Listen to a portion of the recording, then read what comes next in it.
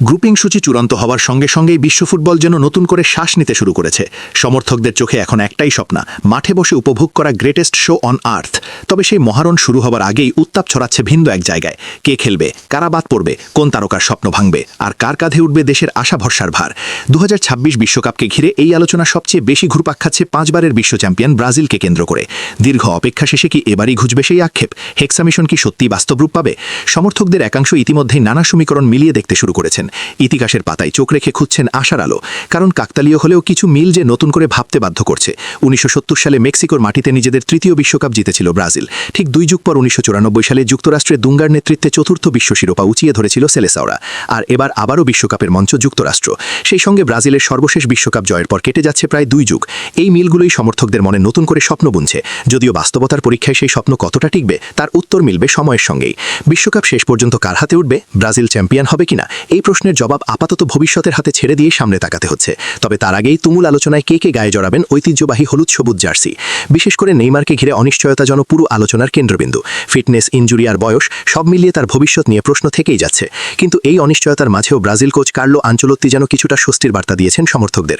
চূড়ান্ত দল ঘোষণার এখনও প্রায় 5 মাস বাকি থাকলেও তিনি স্পষ্ট করে জানিয়েছেন, ইনজুরি বাধা না হলে 2 তরুণ সেন্সেশন ভিনিসিয়াস জুনিয়র ও এস্তেবাও 2026 বিশ্বকাপে ব্রাজিল স্কোয়াডে থাকবেনই।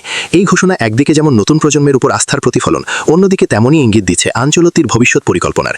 তবে শুধু স্কোয়াড নয়, বিশ্বকাপে অংশ নেওয়া প্রতিটি দলের জন্যই সমান গুরুত্বপূর্ণ বিষয় হলো টুর্নামেন্ট চলাকালীন বেস ক্যাম্প কোথায় হবে, কোথা থেকে দল পরিচালিত হবে পুরো বিশ্বকাপ যাত্রা। এই দিক থেকেও ব্রাজিল বেশ পরিকল্পিতভাবেই এগোচ্ছে। গ্রুপ পর্বে ব্রাজিলের প্রথম ম্যাচ হবে নিউ জার্সিতে, দ্বিতীয় ম্যাচ ফিলাডেলফিয়ায় এবং শেষ গ্রুপ ম্যাচ খেলতে হবে মায়ামিতে। ভৌগোলিক দিক থেকে 3টি শহরই যুক্তরাষ্ট্রের পূর্ব উপকূলে অবস্থিত, যা ভ্রমণের সুবিধার দিক থেকে বড় একটি ইতিবাচক দিক। যদিও এখনও আনুষ্ঠানিক ঘোষণা আসেনি, তবে ধারণা করা হচ্ছে ব্রাজিল তাদের বেস ক্যাম্প হিসাবে নিউ ইয়র্ক কিংবা বোস্টনকে বেছে নিতে পারে। এই সিদ্ধান্তের পেছনে আছে পরিষ্কার যুক্তি: ভ্রমণের সময় কমানো, খেলোয়াড়দের ক্লান্তি নিয়ন্ত্রণে রাখা এবং উন্নত অবকাঠামো সর্বোচ্চ ব্যবহার নিশ্চিত করা। ফিফা এবারের বিশ্বকাপে অংশগ্রহণকারী দলগুলোর জন্য 64টি অফিসিয়াল ট্রেনিং গ্রাউন্ড বরাদ্দ রেখেছে, যেখানে দলগুলো ফিফা র্যাঙ্কিংয়ের ভিত্তিতে নিজেদের পছন্দ অনুযায়ী ট্রেনিং ফ্যাসিলিটি বেছে নিতে পারবে। বিশ্ব ফুটবলের অভিজাত শক্তিগুলোর একটি হিসেবে ব্রাজিল র্যাঙ্কিংয়েও রয়েছে শীর্ষ সারিতে। ফলে ব্রাজিল ফুটবল কনফেডারেশনের জন্য মানসম্মত হোটেল, ট্রেনিং কমপ্লেক্স এবং লজিস্টিক সুবিধা পাওয়াটা প্রায় নিশ্চিত বলেই ধরা হচ্ছে। দলের প্রস্তুতি পরিকল্পনা সম্পর্কে কথা বলতে গিয়ে ব্রাজিল দলের সমন্বয়ক রদ্রিগো কাইতানো পরিষ্কার করে জানিয়ে দিয়েছেন, সবকিছুর ঊর্ধ্বে থাকবে দলের সুবিধা আর ভ্রমণের চাপ কমানো। তার ভাষায়, হোটেলের অবকাঠামো, প্রয়োজনীয় সরঞ্জাম এবং প্রতিটি স্টেডিয়ামে যাতায়াতের দূরত্ব, এই 3টি বিষয় হবে সিদ্ধান্তের মূল ভিত্তি। তিনি স্বীকার করেছেন, পছন্দের তালিকার সবকিছু পাওয়া সম্ভব নাও হতে পারে, তবে খেলোয়াড়দের জন্য সবচেয়ে ভালো পরিবেশ নিশ্চিত করতেই অগ্রাধিকার নির্ধারণ করা হবে।